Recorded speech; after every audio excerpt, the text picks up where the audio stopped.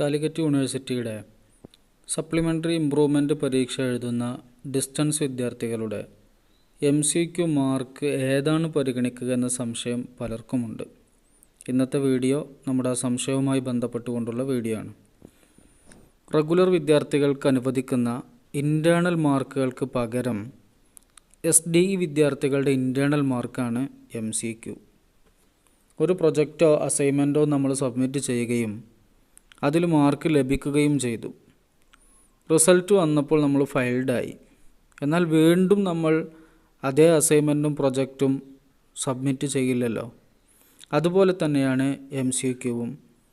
ആദ്യ തവണ എത്രയാണോ നമുക്ക് മാർക്ക് ലഭിച്ചത് എങ്കിൽ ആ മാർക്കാണ് പരിഗണിക്കുക.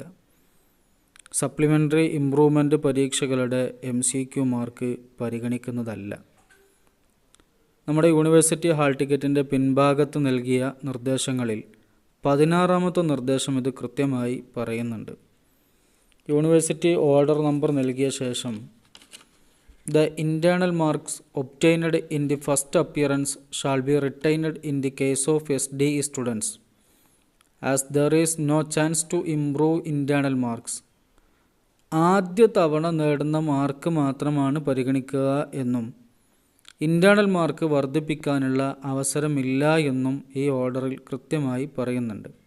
അതുകൊണ്ട് സപ്ലിമെൻ്ററി ഇംപ്രൂവ്മെൻ്റ് പരീക്ഷ എഴുതുന്ന വിദ്യാർത്ഥികൾ MCQ ഭാഗങ്ങളിൽ കൂടുതൽ സമയം ചിലവഴിക്കുന്നത് ബുദ്ധിപരമല്ല.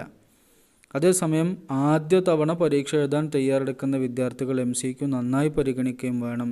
20 മാർക്കാണ് നമുക്ക് MCQവിന് മാത്രമായി യൂണിവേഴ്സിറ്റി അനുവദിച്ചു തരുന്നത്.